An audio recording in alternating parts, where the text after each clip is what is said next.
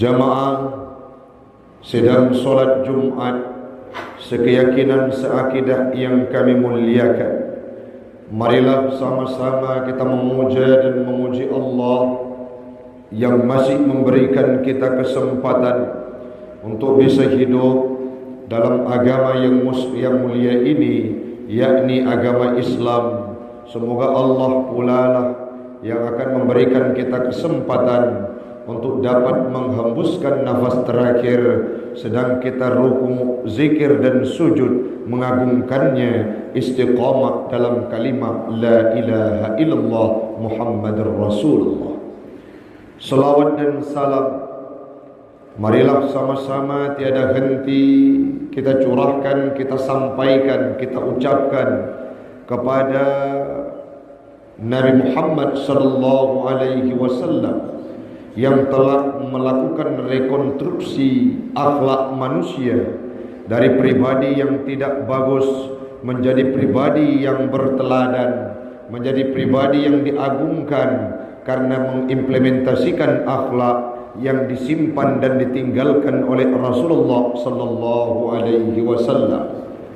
Kepada para alim ulama yang menjadi pewarisnya para anbiya, baik itu ulama mutaqaddimin dan mutaakhirin yang muktabar kedua-duanya, dan melakibah Allah Ta'ala ulama-ulama khususnya yang nadi abdi bumo Acehnya akan gebi kekuatan untuk tetap istiqamah menjalankan fitrah Islam dan mengembangkan risalah Islam walaupun dicaci, diejek dan digojlok. Melakibah Allah beri kekuatan dan tenaga untuk senantiasa istiqamah di jalannya Allah.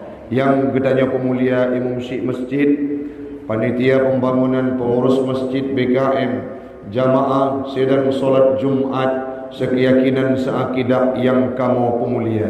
Dan melakibah Allah Ta'ala lagi uronyo gedanya musapat di bawah masjid yang mulianya. Allah pesabok gedanya, Allah penghimpun gedanya dalam surganya Allah di yaumil qiyamah berjumpa dengan Rasulullah sallallahu alaihi wasallam. Amin amin ya rabbal alamin. Hamba Allah urang syi'lun pada abad pertengahan dulu, abad ke-7, Islam hadir ke Indonesia, termasuk hadir ke Aceh melalui kerajaan-kerajaan Islam yang sangat tertua dan pertama masuk ke dalam kehidupan bangsa Indonesia, yaitu kerajaan yang di dalamnya mempraktikkan Islam secara kafah. Artinya menyeligitannya tatim buka mata, tatim peduk pikiran. Masa Rasulullah jamun beliau merupakan pribadi yang menjadi teladan bagi pemimpin seantero dunia. Sidra urang akan berhasil, sidra urang akan jero, sidra urang akan mampu memanage sebuah daerah menjadi pemimpin yang bijaksana, menjadi pemimpin yang sukses apabila beliau meniru karakter Nabi Muhammad, meniru sepak terjang Nabi Muhammad. Pakan lagian urung syi'lun karena Nabi Muhammad merupakan figur sentral yang lengkap dalam kehidupan kita.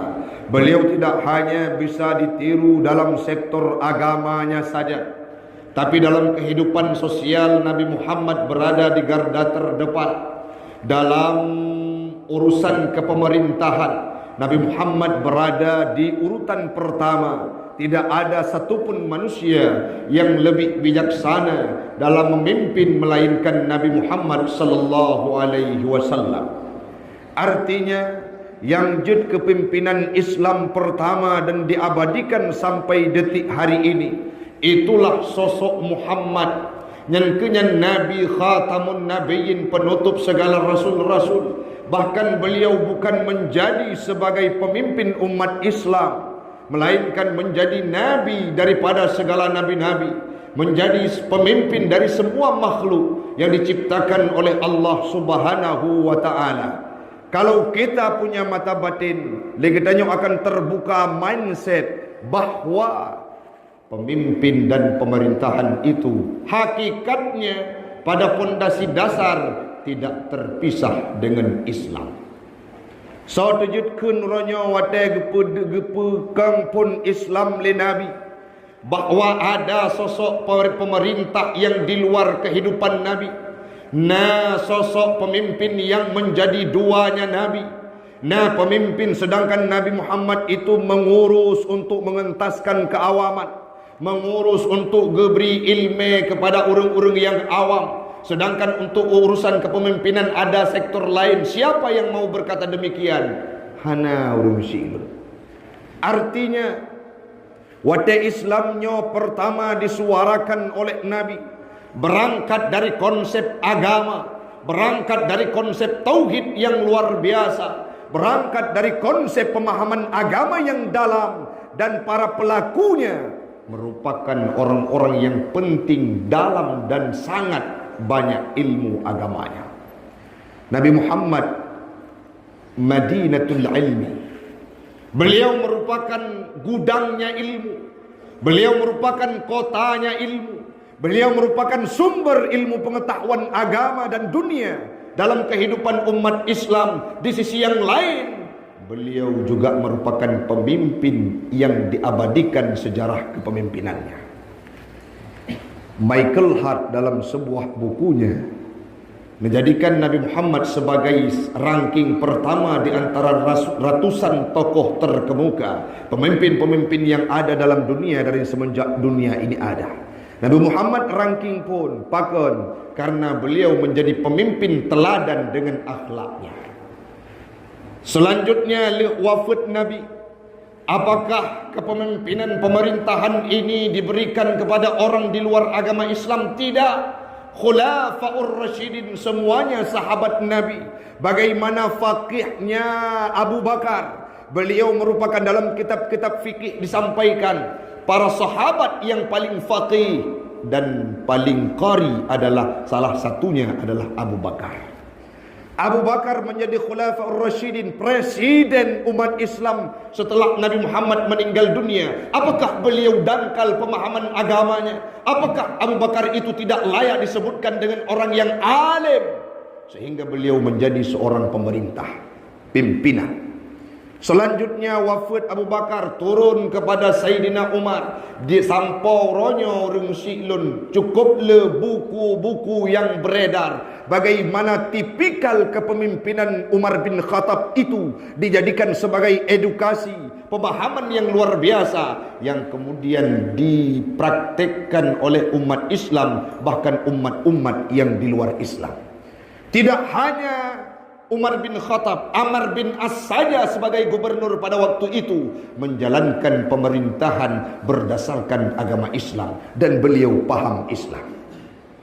Utsman bin Affan, yang terakhir Khulafaur Rasyidin yang merupakan sahabat Nabi, yang bernama Sayyidina Ali. Apa kurangnya ilmu Sayyidina Ali? Nabi dalam sebuah hadis pernah berkata, "Ana Madinatul Ilmi," saya adalah kotanya ilmu, "wa Ali babuha." Ali itu merupakan pintu ilmu tersebut. Malim Sayyidina Ali, hayu Sayyidina Ali, paham agama Sayyidina Ali, sahabat Nabi yang dijamin surga. Beliau pernah menjabat sebagai presiden umat Islam pada urutan keempat lih Nabi meninggal dunia. Uronyo bedah urang-urang yang hana paham sejarah.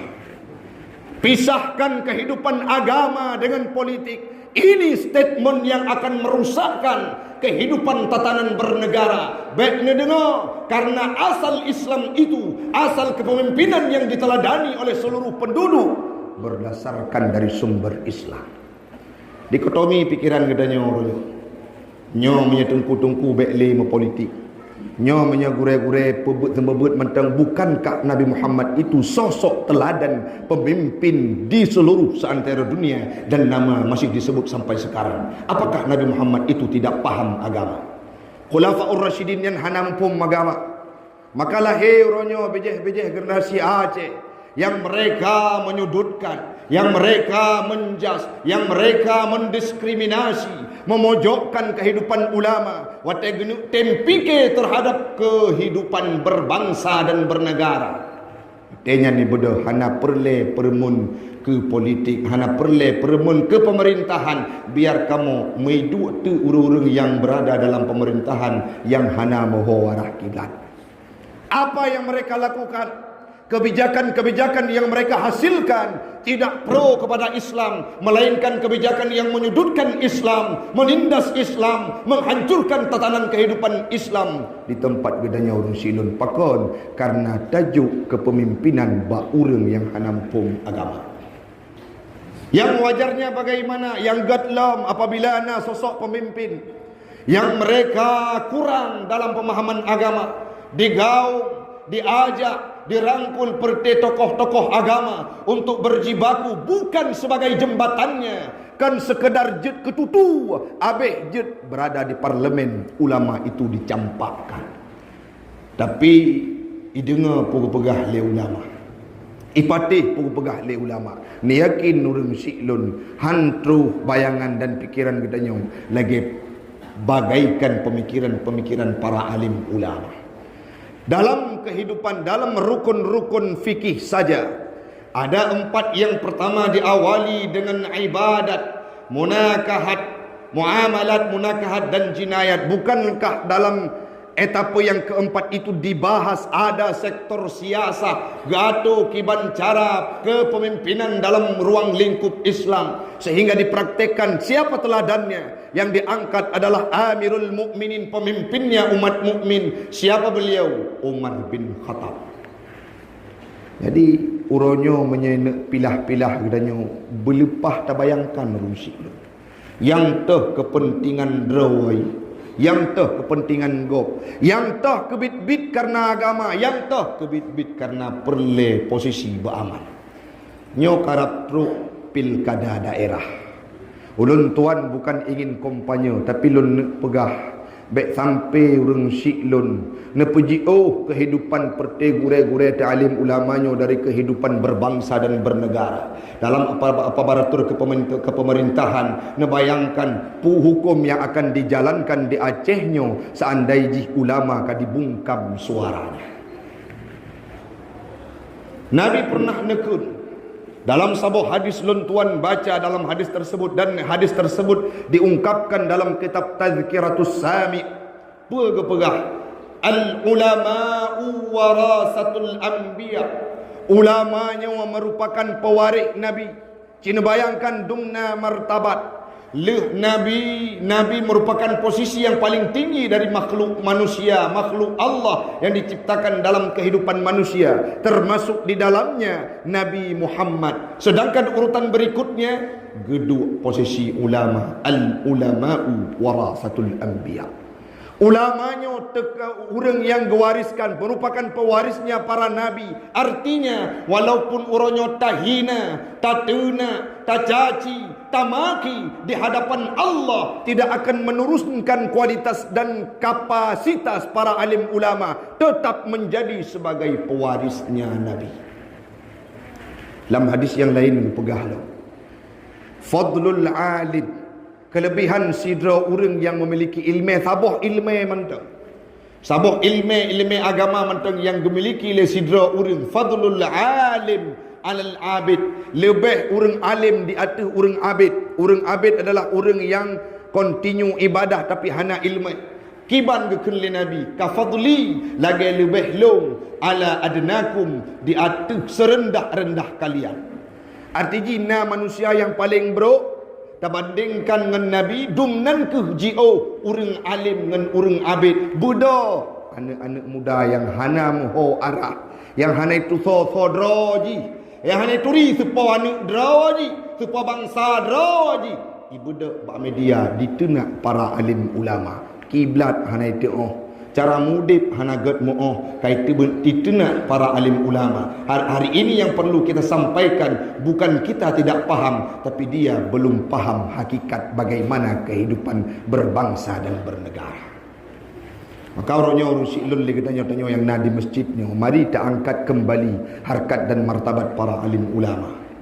Oh tengku nasalah, beliau juga manusia yang punya sifat manusiawi. Siapa yang diklaim oleh Allah Ta'ala maksum, tidak punya kesalahan? Hanya tidak Nabi Muhammad. Nabi Adam pernah salah, Nabi Daud pernah salah, dan ada beberapa nabi yang lain yang sehingga mereka diterimakan taubatnya. Yang maksum dari semenjak lahir sampai wafat hanya sidra wa manusia, yakni Muhammad. Maka menjadinya ulama salah, jangan lihat yang salahnya. Apalagi hari ini tidak kita dapatkan kesalahan tersebut. Nah, yang padum murah yang kali ke caci abu payah pasi.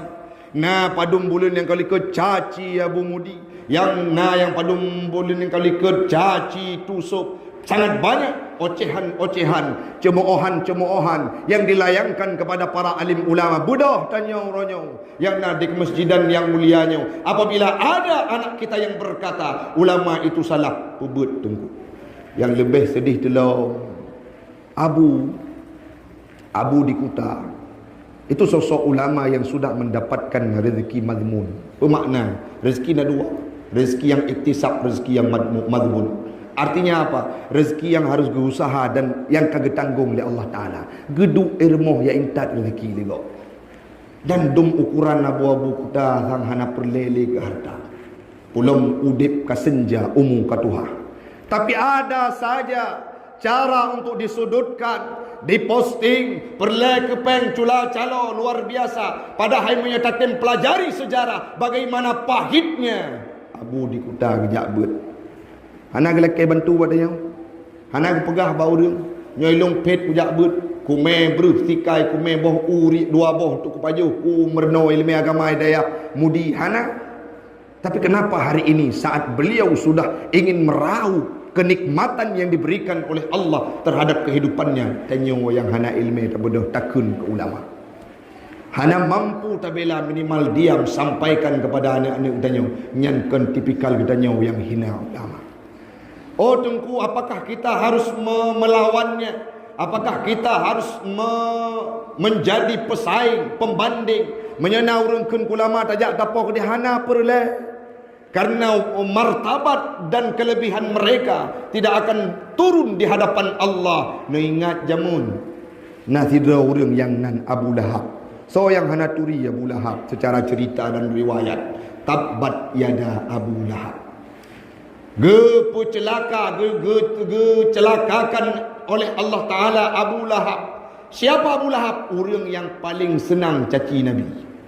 Ada Abu Jahal, Umar bin Hisham namanya, yang mencaci Nabi siang dan malam, tidak tenang hidupnya. Kalau Muhammad itu tidak dicaci, maka menyauranya lah, hei, orang yang caci alim ulama, baik susah ne. Kalau hena jamun Abu Lahab, mungkin urutnya adalah sisa-sisa keturunan beliau. Maka tidak perlu, yang perlu apa? Sugestikan kepada anak-anak kitanya. Oleh yang dikun oleh Allah Ta'ala. Yarfa'illahu alladhina amanu minkum walladhina utul ilma darajat. Allah akan angkat derajat-derajat orang yang na ilmu, orang yang diberi ilmu, beberapa derajat, beberapa tingkatan.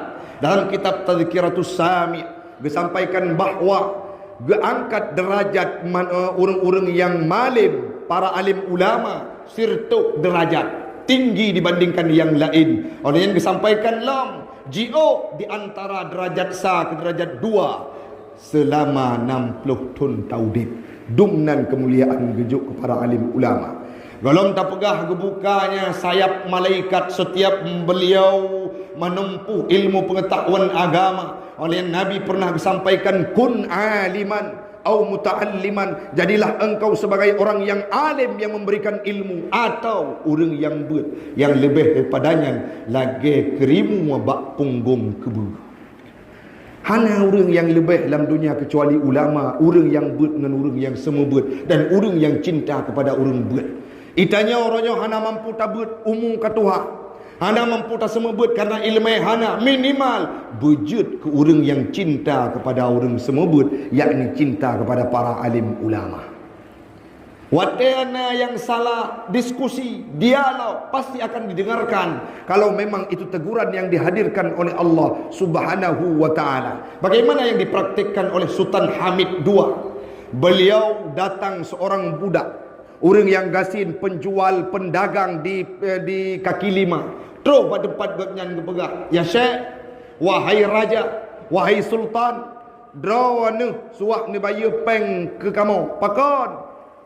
drone beklam tua nama selawut truk lumpur baklun geyu peingat li Nabi Muhammad geklik Sultan Hamid II gecok peng gejuk kepada hamba tersebut, kepada pedagang tersebut, pakon kaditim peingat gopnyan untuk bidang kebenaran.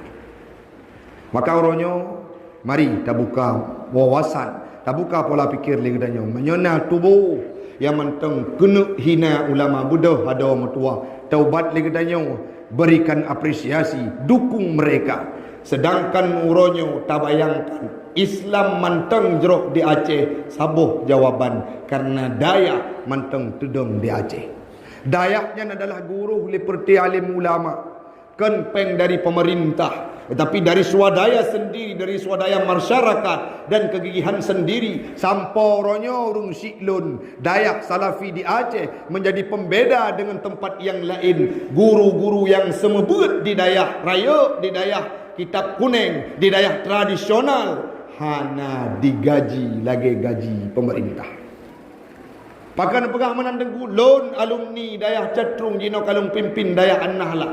Artinya apa? Tidak ada anggaran otengkuna insentif tirtuk tibulan Cina bayangkan.